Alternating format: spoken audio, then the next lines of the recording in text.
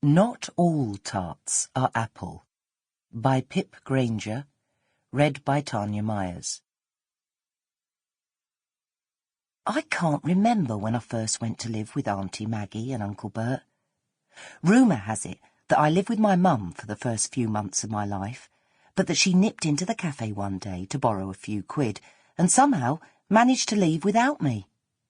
It seems that I've always been surrounded by the warmth of the kitchen, the smell of food cooking, and the murmur of punters' voices rising and falling above the hiss and bubble of the urn. I was blissfully unaware that Maggie and Bert were not my real mum and dad, or at least I knew and I didn't know, if you see what I mean. I had been at school some time before I understood that I had a real mum somewhere. It was that cow Cathy Moon who spilled the beans one day in the playground.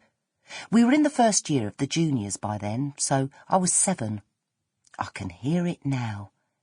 "You haven't got no proper mum and dad, you haven't," in that slippy, slimy voice she used to use. "Your mum's a tart."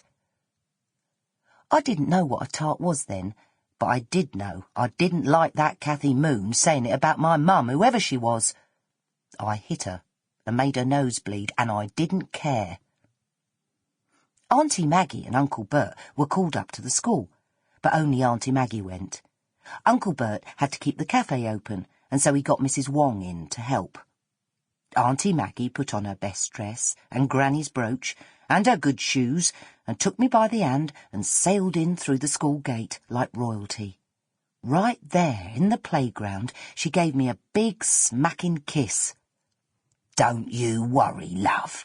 I'll sort it out. You run along and play."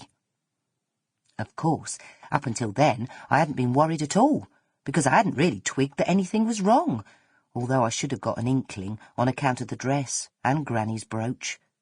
After that, though, I really was worried and tried to follow her into the building.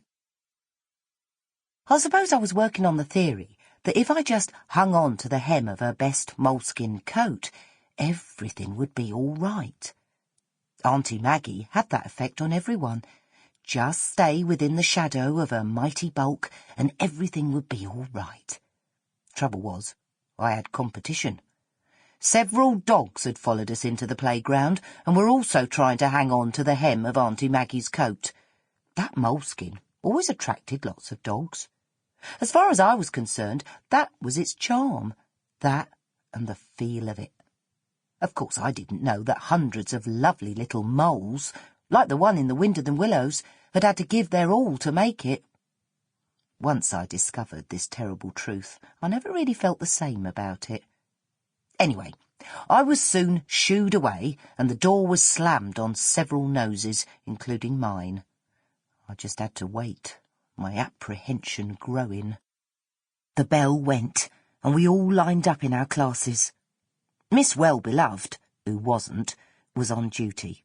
This meant that we had what felt like hours of shuffling in our lines and putting our arms out and touching each other's shoulders to go through before she was satisfied with the precision of our spacing and the straightness of our lines and the silence of our tongues and feet. Meanwhile, the wind was whistling round that playground, turning our noses red and our knees blue. I shall never forget the rawness of that day or the agony of waiting. I had never considered the possibility of Auntie Maggie and Miss Giles, the headmistress, meeting. Now that I realised it was inevitable, I was very worried. What was worse, it had dawned on me that they would be talking about me. I didn't like my worlds mixing much when I was 7. School was school, and home was home. Bumping into your teacher outside school was like meeting a Martian on the bus. Martians should stay in their flying saucers, I thought, and teachers should live in cupboards with the chalk and the board rubber when not actually in use.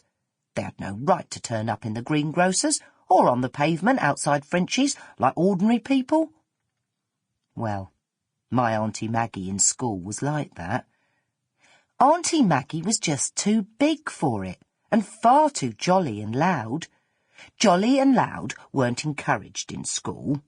Screeching, yelling and laughing till you wet your knickers were just about tolerated in the playground, or Sample complete. Ready to continue?